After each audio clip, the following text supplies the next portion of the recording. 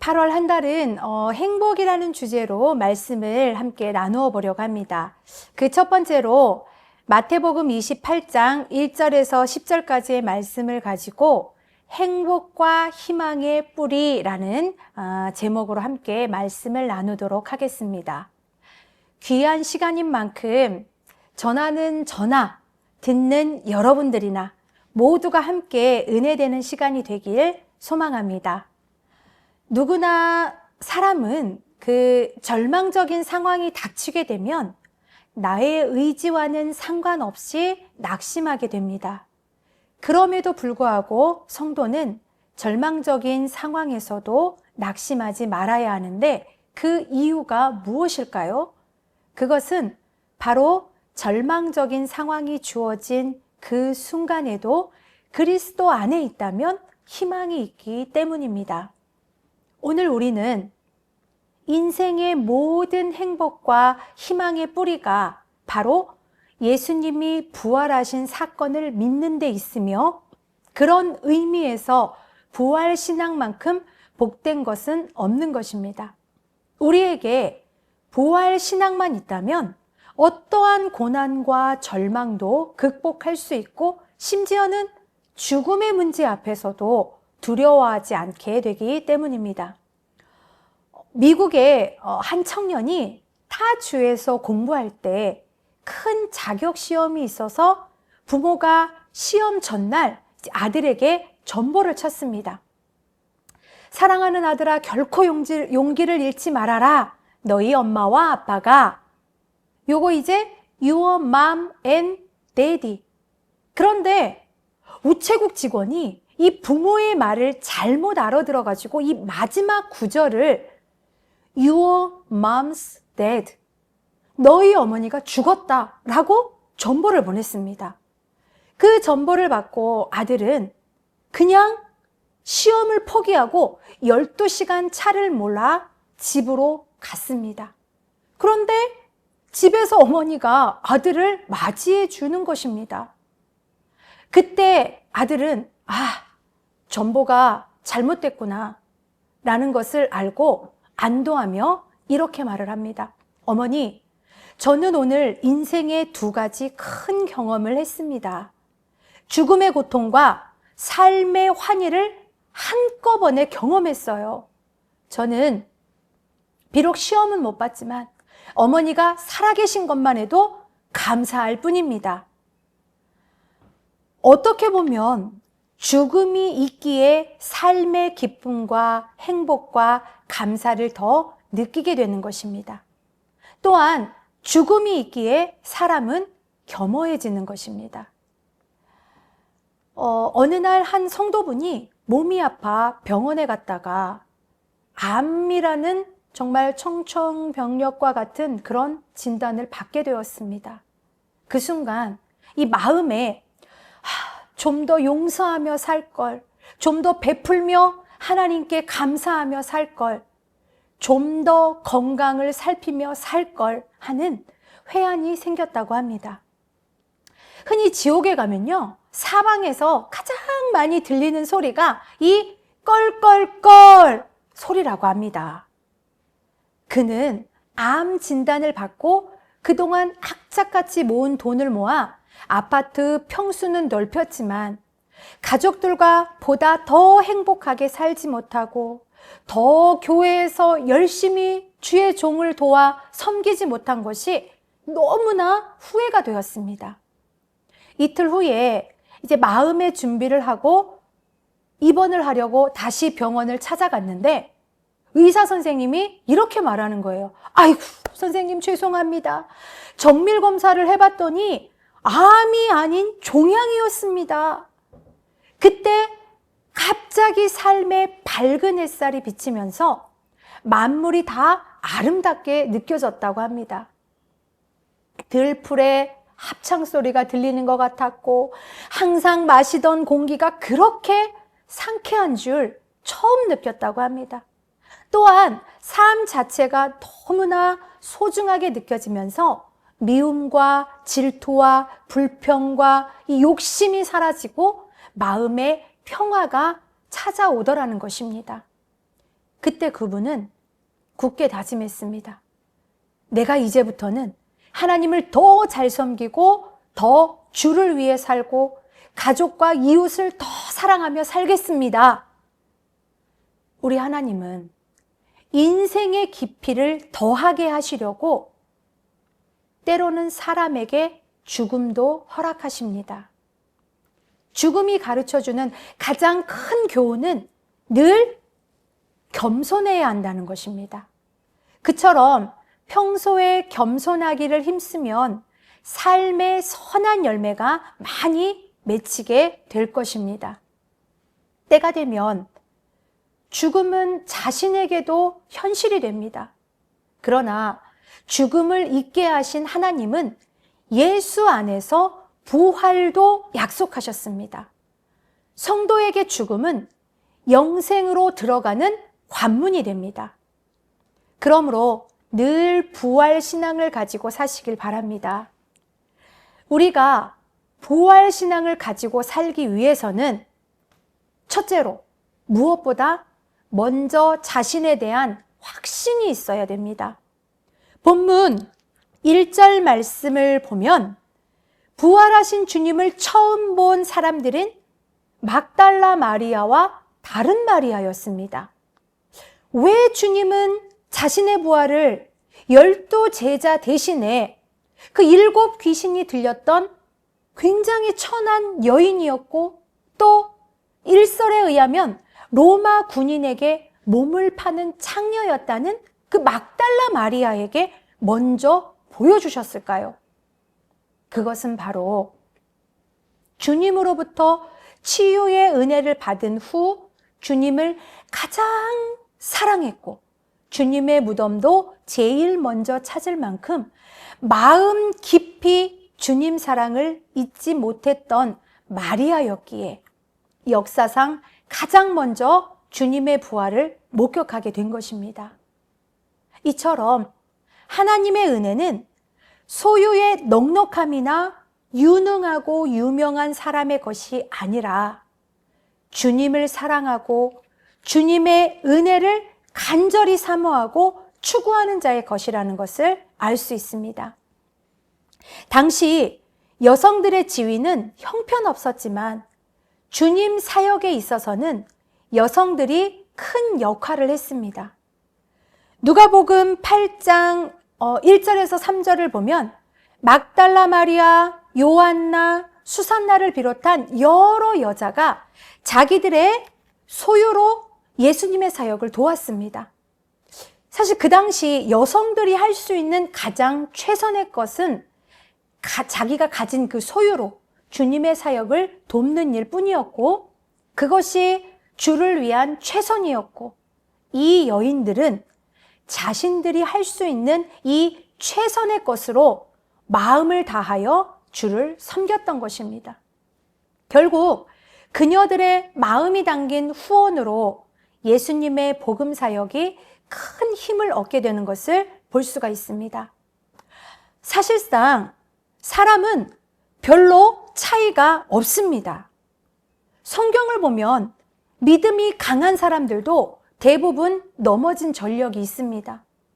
하늘의 불을 끌어냈던 선지자 엘리야도 죽음의 위협이 무서워서 광야로 도망가 생명을 포기하려고 했습니다.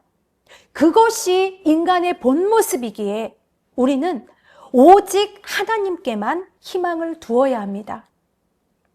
하나님이 붙잡아 주시면 아무리 부족한 사람이라도 얼마든지 쓰임받을 수 있습니다. 그러므로 자신이 보잘것없게 느껴질 때 나의 부족함을 채우시고 사용하시기 원하시는 주님만 의지하시고 자신에 대한 확신을 가지시는 여러분들이 되시기를 바랍니다. 목회를 하다 보면요, 가끔 연로하신 성도님들이 이런 말을 참 많이 하세요. 아이고, 내가 무슨 도움이 되냐, 이런 말씀을 하세요. 그러나 이 노부교님들, 노집사님들, 이 어르신들은요, 그냥 계시기만 해도 든든합니다. 부모님께 효도하는 자녀는 반드시 축복받듯이 어른을 잘 모시고 귀히 여기는 교회는 반드시 축복받습니다.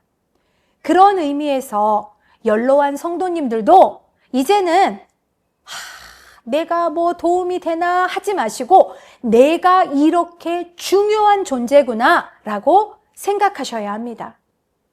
내가 할 수 있는 것으로 최선을 다해 주님을 섬기고 교회를 위할 때에 하나님께서는 그 인생을 복되게 하시고 축복하여 주실 줄로 믿습니다.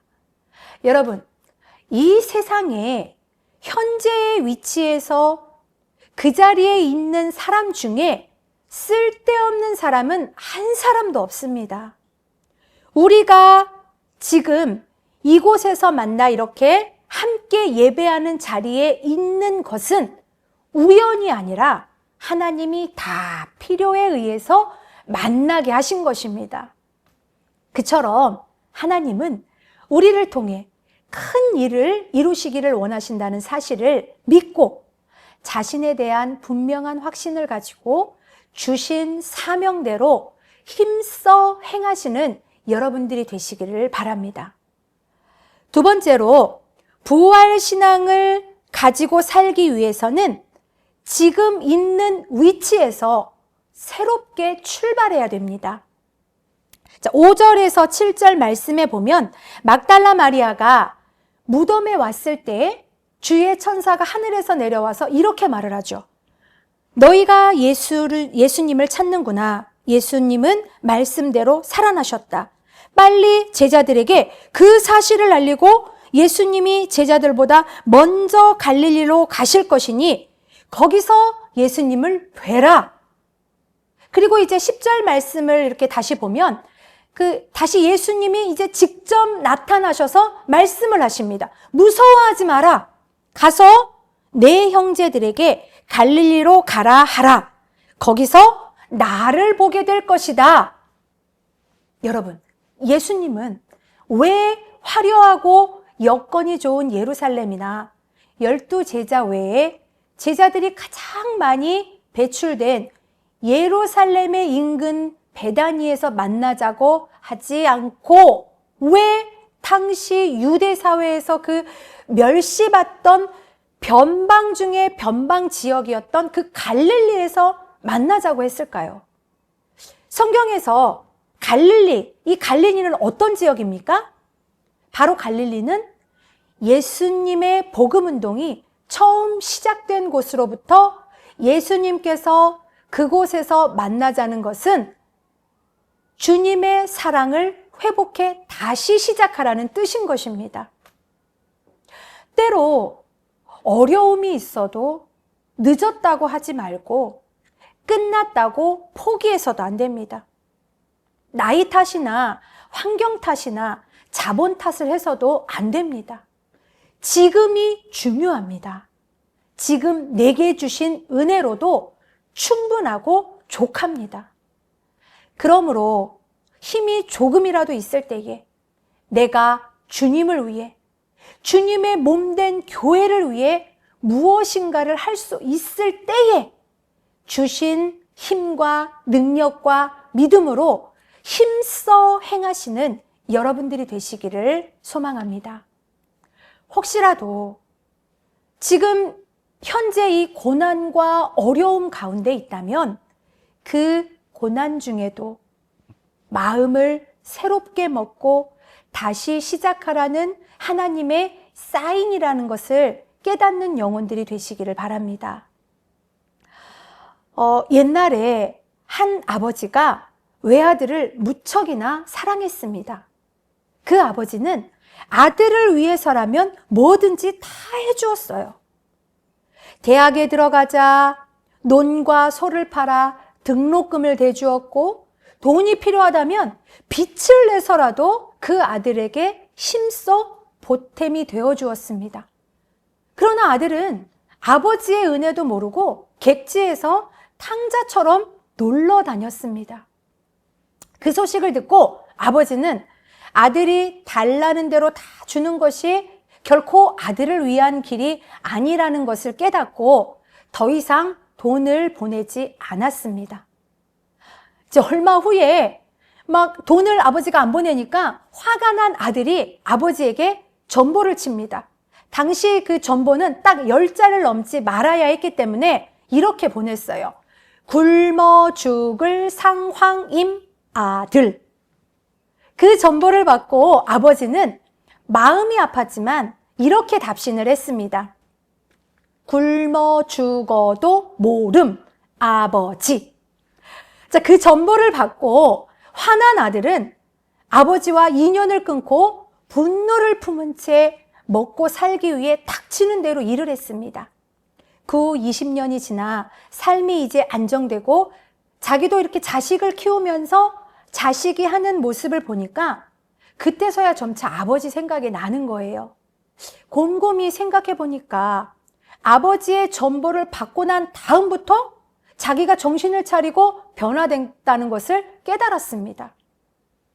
결국 이 아들은 이제 20년 만에 고향을 다시 찾게 되었는데 아버지는 그 사이에 벌써 혹시나 오게 될 아들을 향해 편지 한 장 남겨두고 1년 전에 이미 세상을 떠났던 것을 보게 됩니다. 그 편지에는 뭐라고 되어 있냐면, 아들아, 너를 기다리다가 먼저 간다. 네가 분발하는 모습을 보고 싶어 그런 전보를 보냈다. 전보를 보낸 후에도 너를 하루도 잊어본 날이 없고 하루도 마음 아프지 않은 날이 없었다. 너를 정말로 사랑했다. 부디 나를 원망하지 말고 행복하게 살기를 바란다. 그 편지를 보고 아들은 아버지가 자기 가슴에 대못을 박은 줄 알았는데 오히려 자기가 아버지 가슴에 대못을 박았다는 사실을 깨닫고 대성통곡을 하며 후회를 했다고 합니다. 아버지의 마음이 바로 하나님 아버지의 마음입니다. 하나님은 분발하며 살라고 고난도 허락하시고 잠시 외면하신 것처럼 주실 축복을 보류하시기도 합니다. 그러므로 고난 중에 있다 할지라도 원망과 불평을 품기보다는 고난 가운데서 말씀하시는 주의 음성을 듣고 고난과 어려움 중에도 여전히 나와 함께 하시고 도우시는 하나님을 경험하시길 바랍니다. 하나님이 주시는 참 기쁨과 소망의 기쁨을 얻게 될 줄로 믿습니다. 마지막으로는 기쁨과 평안으로 사시길 바랍니다.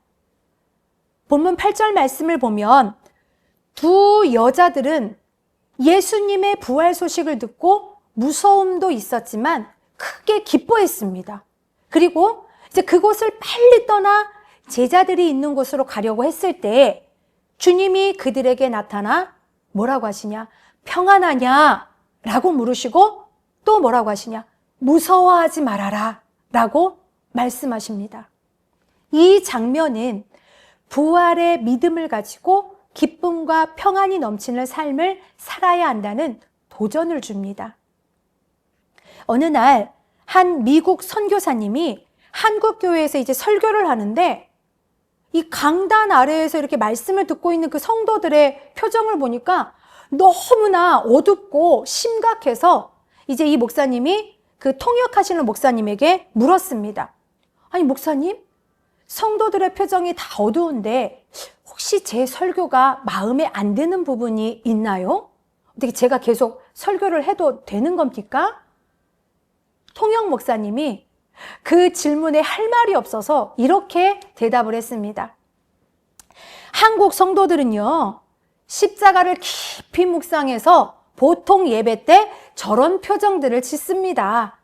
그러자 선교사님이 이렇게 말씀합니다. 아니, 십자가를 묵상했으면 그 다음에는 부활의 기쁨으로 살아야 하는 거 아닙니까?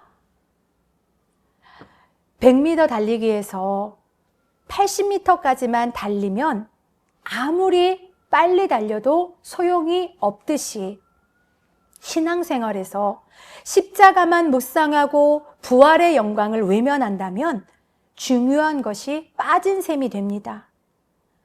믿음은 마음뿐만 아니라 얼굴과 언어에도 잘 나타나야 합니다.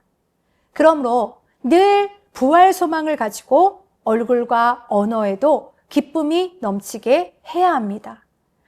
사도 바울은 그런 믿음과 소망을 가지고 살았기 때문에 내가 사는 것이 그리스도니 죽는 것도 유익하다라고 빌립보서 1장 21절 말씀에서 이렇게 고백한 것입니다. 이제 말씀을 마무리하려고 합니다. 우리나라에서는 죽음 얘기를 하면 되게 재수가 없다라고 말을 많이 합니다. 집 근처에 공동묘지가 들어오면 땅값이 떨어진다고 질색을 합니다. 그러나 서양에서는 묘지 근처가 조용하다는 이유로 오히려 땅값이 비싼 경우도 많습니다. 옛날에는요, 여러분들 기억하시죠?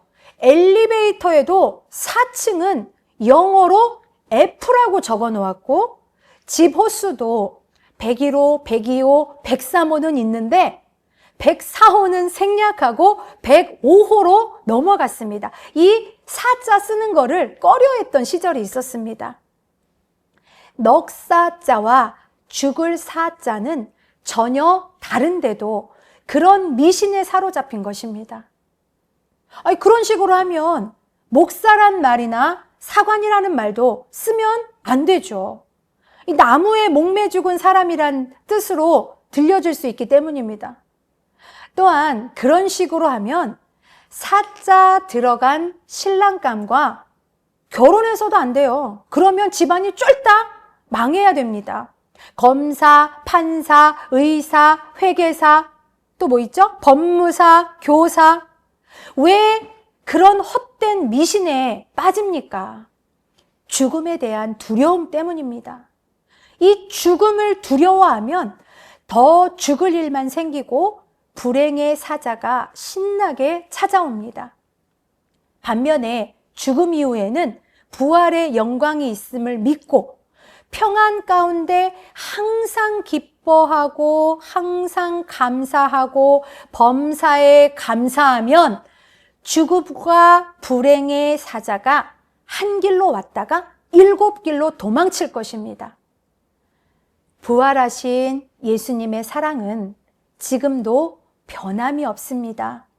하나님은 이 세상에서도 끝까지 우리와 함께 하실 것이고 세상을 떠난 후에도 영원히 함께 하실 것입니다. 그러므로 우리가 이제 때를 따라 필요한 것들을 넉넉하게 채워주시는 하나님을 믿고 어떤 일을 당해도 두려워하지 말고 부활의 믿음을 가지고 힘있게 나아가시는 여러분들이 되시기를 소망합니다. 할렐루야.